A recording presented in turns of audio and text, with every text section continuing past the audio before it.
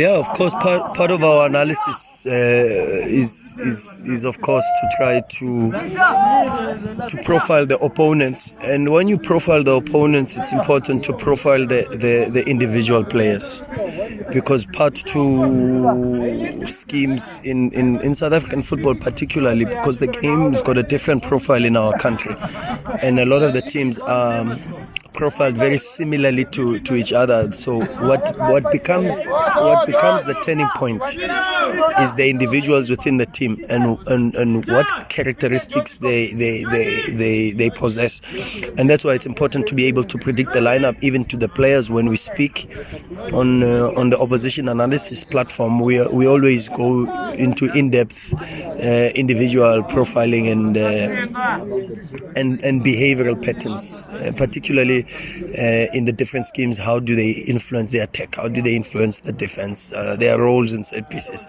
Are they left-footed? Are they right-footed? What body positions do they use when receiving the ball?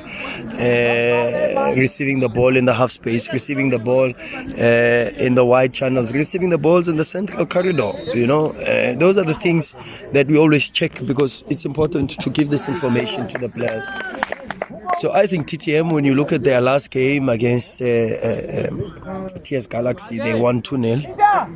They made a few changes because their previous match was us, the 3-1. And from then they made a couple of changes. But they keep the spine of the team, and I think more or less they'll keep the same. Arubi will be in goals. Nonyane as a left-footed centre-half.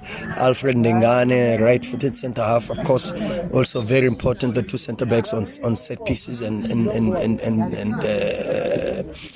corner kicks, lateral free kicks, and even penalties, to be honest, especially Ali.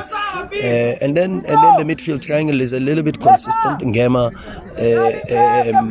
and then Miguel team as a single pivot, and then an 8, and then in that space they've got Edgar Manaka, but they could easily have a Mapangule, and then a very aggressive front three. It was interesting to see them put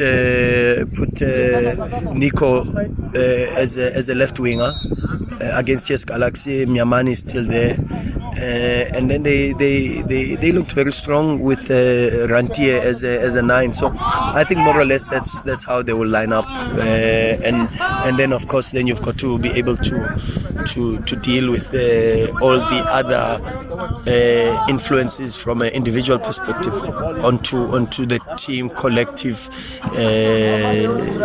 tactical behavior.